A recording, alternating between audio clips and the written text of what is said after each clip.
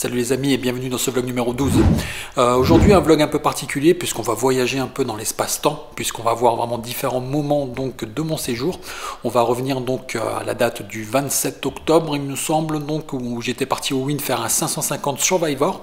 Donc c'était mon tournoi Survivor le plus cher avec le buy-in le plus élevé. Donc bon, on va voir un petit peu comment ça s'est passé. Aujourd'hui on est le 22 novembre. Et je voulais vous parler un peu de mes émotions actuelles.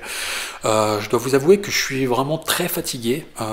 J'ai pas mal d'amis en fait qui sont actuellement donc à Las Vegas.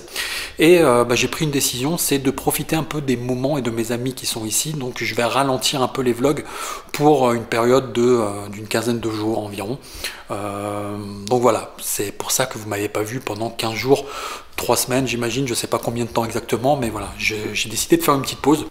Voilà, donc j'ai passé vraiment pas mal d'heures à la table, pas excessivement non plus, mais j'ai passé énormément d'heures donc à faire des montages vidéo chez moi et également à me former. Comme vous le savez, en fait, je suis vraiment débutant dans le domaine des vlogs, donc je me forme aussi en parallèle et c'est vrai que ça me prend énormément de temps. Et au jour d'aujourd'hui, voilà, je sens tout simplement que j'ai un petit coup de fatigue et que je veux pas arriver à une situation de burn-out. Alors pour le bilan financier, c'est pareil, j'ai décidé de faire quelques ajustements, puisqu'au départ il était question de vous faire donc un vlog sur le premier bilan financier donc du premier mois. Maintenant ça fait déjà 2 mois quasiment que je suis ici, donc j'ai décidé de faire un ajustement et de vous faire donc le bilan financier plutôt sur 2 mois. L'autre élément, c'est que ça sera le seul bilan financier que je vais vous faire, donc sur 2 mois. Pourquoi pas 3 mois? Parce que tout simplement, comme je vous le disais, j'ai décidé en fait vraiment de mettre la pédale douce, donc je pense que sur le dernier mois, je vais privilégier en fait la qualité à la quantité. Dès lors qu'il y aura des moments où je vais avoir besoin de repos, besoin de me reposer, je le ferai.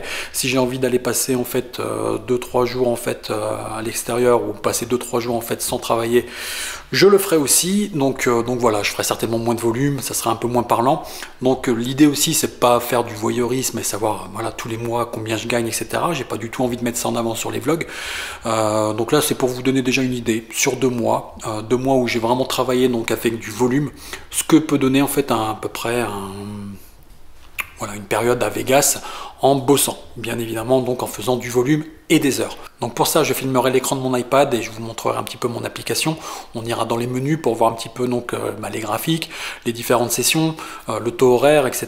donc de différentes périodes et voilà les sessions un peu comment ça s'est passé. Je vous donnerai un petit peu mon point de vue sur la variance que j'ai rencontrée, positive et négative. Vous allez voir qu'il y a 2 périodes vraiment qui sont très différentes. Et ça vous permettra de voir à quoi on peut s'attendre donc sur des périodes un petit peu plus longues en faisant un petit peu de volume d'heures. Je prendrai la période du 25 septembre où je suis arrivé jusqu'au 24 novembre, donc d'ici 2 jours. Et d'ici 2 jours, en fait, je ne pense même pas que je vais faire de session.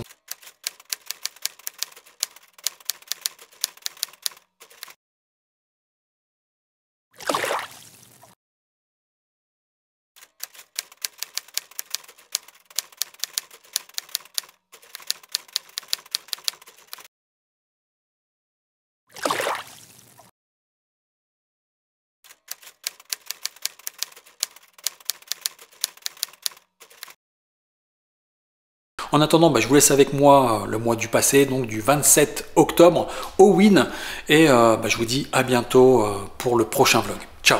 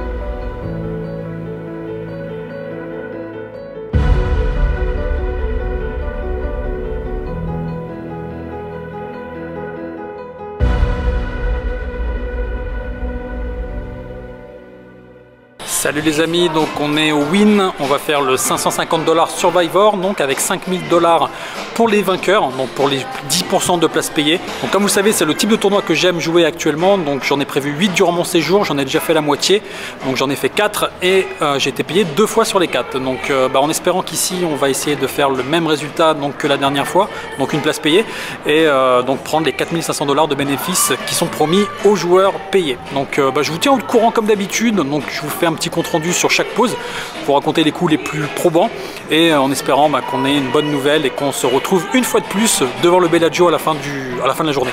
A bientôt, ciao. Bon voilà les amis, on a fini le tournoi, donc vous voyez derrière moi c'est pas le Bellagio, on est plutôt à côté du Arras, donc vous vous doutez du résultat, ça a pas bien fonctionné, surtout que voilà je vous ai pas donné de nouvelles ensuite. Donc j'ai pas pu faire grand chose aujourd'hui, on va être sincère, c'est j'ai pas eu de jeu, j'ai vraiment pas eu de jeu. L'élément marquant c'est que j'ai même pas de quoi vous présenter un coup quoi. C'est ça l'histoire. Au final je me suis fait, j'étais card dead total, j'ai pas eu un jeu vraiment, j'ai pas eu un jeu en fait. Au final j'ai eu, le meilleur main que j'ai eu c'est As Valet et je me suis fait 3 bêtes pour la moitié de mon stack, donc c'était soit all-in soit fold. Par un reg, donc j'ai fold, mais vraiment voilà, pas de jeu du tout. À chaque fois que j'ai eu un peu de jeu pour relancer, mais alors des relances avec des dames 10, un roi valet, voilà, faire un continuation bet à un moment donné sur un board en fait avec une ventrale. C'est pas passé, calling station en face, j'ai pas voulu envoyer un deuxième barrel, j'ai bien fait de toute façon, il avait sa top pair et il l'aurait pas lâché, donc voilà, ça s'est pas bien passé et je me suis retrouvé rapidement avec 12 blindes quoi. Donc j'ai vivoté avec 12 blindes. J'avais jamais un spot pour shove, donc toujours une relance avant avec surtout 2 règles en fait qui avaient des bons tapis. Donc ils avaient des bons tapis, donc du coup j'avais pas assez de fold equity sur eux, donc du coup voilà, je les impactais pas trop s'ils payaient mon tapis. Donc c'est vrai que j'ai pas fait de resteal sur eux, puis derrière j'ai pas eu de spot de resteal quoi. Donc le seul moment où j'ai un peu pris des jetons c'est avec Dame 4 en bataille de blindes où j'ai shove Dame 4 parce que voilà j'avais vraiment 5 blindes quoi. Et après j'ai shove 7 blindes avec As-7. Donc là vous pouvez voir j'ai été payé par Dame Valet, par un reg et voilà c'est pas passé. Donc il a touché son valet malheureusement et j'ai bust comme ça. Donc voilà, il y a des tournois où mine de rien on n'a pas de... J'ai pas de regret parce que voilà, j'ai pas touché de jeu, j'avais que des 10-4, des 7-4, des valets 3, des dames 4, donc avec ça voilà, il n'y a pas grand chose à faire malheureusement. J'ai pas trouvé de spot, ce coup-ci, j'ai rien pu faire.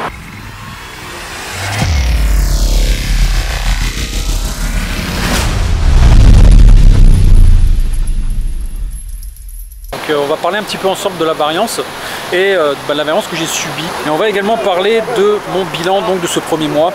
Donc ça fait un peu plus d'un mois maintenant, puisqu'aujourd'hui on est le 27 octobre. Et voilà, ça fait un mois et 3 jours exactement. Donc j'ai commencé mon second mois, mais le second mois commence sur les chapeaux de roue puisque je perds déjà 1500 $. J'ai perdu 950 $ à peu près sur la dernière session de cash game que j'ai fait il y a 2 jours. Et aujourd'hui donc je perds 550 sur le tournoi, donc du coup on est déjà à moins 1500. Donc, ça commence pas très bien. Bon voilà, donc sur ce premier mois donc ça a très bien fonctionné, ça a été plutôt simple, les tables étaient faciles, donc c'était cool, on a pu monter en fait des stacks, pas mal de stacks comme vous le voyez, on a vraiment monté des jetons. Ça a été plutôt simple en fait, on a fait un bon taux horaire et voilà. Le poker à Vegas quoi, donc tranquille. Alors non, bien sûr que non, ça n'a pas été facile, ça a été vraiment compliqué. J'ai subi la variance, j'ai galéré. À certaines sessions, je me suis même senti quasiment impuissant puisque je ne trouvais pas les solutions, je trouvais pas même en fait les moments donnés où j'essayais en fait de bluff, j'étais toujours dans le mauvais timing. C'était vraiment compliqué quoi. Donc même les semi-bluffs, il y a eu des semi-bluffs en fait où je suis tombé sur des ranges incroyables en fait, où pourtant j'avais des bloqueurs. Il n'y avait rien qui passait, toujours des setups, toujours en fait j'y arrivais pas. L'autre élément qui était décisif, c'est que manifestement je passais beaucoup trop de temps donc à faire mes montages vidéo à la table, donc j'étais vraiment occupé un petit peu sur mes vlogs, etc. Et du coup, qu'est-ce qui s'est passé? C'est que j'avais pas suffisamment d'informations pour jouer mon jeu habituel. Mon jeu habituel, il est basé essentiellement sur les infos que je prends à la table, donc je suis très observateur et je regarde beaucoup de choses. Et du coup je pouvais pas jouer exploitant comme je joue habituellement, donc du coup mon win rate était vraiment beaucoup plus faible qu'habituellement, puisque même si habituellement je prends des sales coups, j'arrive toujours à grind un petit peu, à prendre quelques petits spots par-ci par-là pour à peu près équilibrer et ne pas trop sombrer. Là c'était vraiment pas le cas quoi. À un moment donné je faisais quasiment pas de move, je n'exploitais pas, c'était très compliqué pour moi tout simplement d'avoir mon rendement habituel. Donc c'est pour ça qu'à un moment donné je vous ai aussi dit ben voilà quoi, que j'étais fatigué, que je faisais, à un moment donné j'ai fait une pause donc où je faisais moins de vlogs, des vlogs plus courts. Parce que je travaillais avant tout chez moi sur les vlogs, tout simplement pour me reconcentrer un peu plus à la table et rattraper un peu l'histoire, parce que le but c'est aussi de faire de l'argent à Vegas. Je suis quand même descendu, comme vous le voyez ici, donc à 40 $ de perte par heure. 40 $ de perte par heure sur 88 heures, donc ça faisait en fait 3600 $ de perte en cash game. Alors pourquoi avoir fait cette entrée en matière, donc en vous expliquant que tout allait bien, c'était justement pour un petit clin d'œil en fait à un de mes amis qui est plutôt bienveillant, puisque il le sait, et vous le savez, je vous en ai parlé déjà, c'est mon but aussi de faire ces vlogs, c'est d'essayer de montrer une légitimité dans ce que je fais en fait en termes de poker live, donc une certaine maîtrise en fait du métier. Et de mettre ça en fait en corrélation avec mon passé de formateur et donc de faire du coaching. Donc en conciliant mes deux champs de compétences qui sont la formation, donc apprendre aux gens et à les former, et le joueur de poker, donc toutes les connaissances qui sont liées au poker durant mes 12 années d'expérience que je peux transmettre et faire gagner du temps justement à tous ces gens qui ont certaines lacunes en fait. Et donc pour en revenir à mon ami, donc il me disait que je vendais du coaching, etc. Donc il fallait pas forcément montrer les côtés négatifs, parce que quand on vend quelque chose, il faut pas montrer du négatif, il faut que tout soit positif.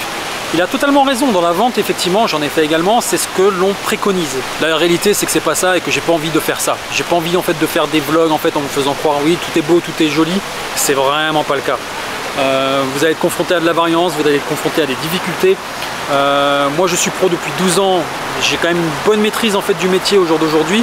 Ça n'empêche pas que je subis au fait aussi de plein fouet par moment la variance, et que parfois ça m'impacte aussi psychologiquement, même si en fait après quelques années on pourrait se dire que ça devrait pas être le cas. C'est toujours en fait embêtant en live de perdre des sommes, de se sentir impuissant, comme je vous disais tout à l'heure. Il y a des moments en fait où on se sent carrément impuissant dans le jeu, c'est vraiment frustrant, et là il faut vraiment garder son calme, il faut en fait avoir la maîtrise de soi. Et tout ça au jour d'aujourd'hui, je sais que j'ai passé un gros gap, c'est-à-dire que j'ai vraiment au fil des années je trouvais que je progressais pas vraiment énormément, suffisamment. Mais parfois dans la vie vous avez des épreuves qui vous emmènent en fait à travailler sur d'autres secteurs sur le point psychologique, et qui vous aident en fait dans d'autres secteurs de votre vie. Et moi c'est vrai que ça m'a beaucoup aidé dans le domaine du poker. Tout ce qui était développement personnel, etc. J'ai fait pas mal de développement personnel ces 2 dernières années, j'ai beaucoup travaillé sur moi, et c'est vrai que ça m'a énormément aidé quoi, en termes de calme, de garder en fait le contrôle de mes émotions, de trouver des méthodologies justement pour essayer en fait de ressortir tout le mauvais. Voilà, c'est des choses vraiment sur lesquelles j'ai travaillé et j'ai énormément progressé.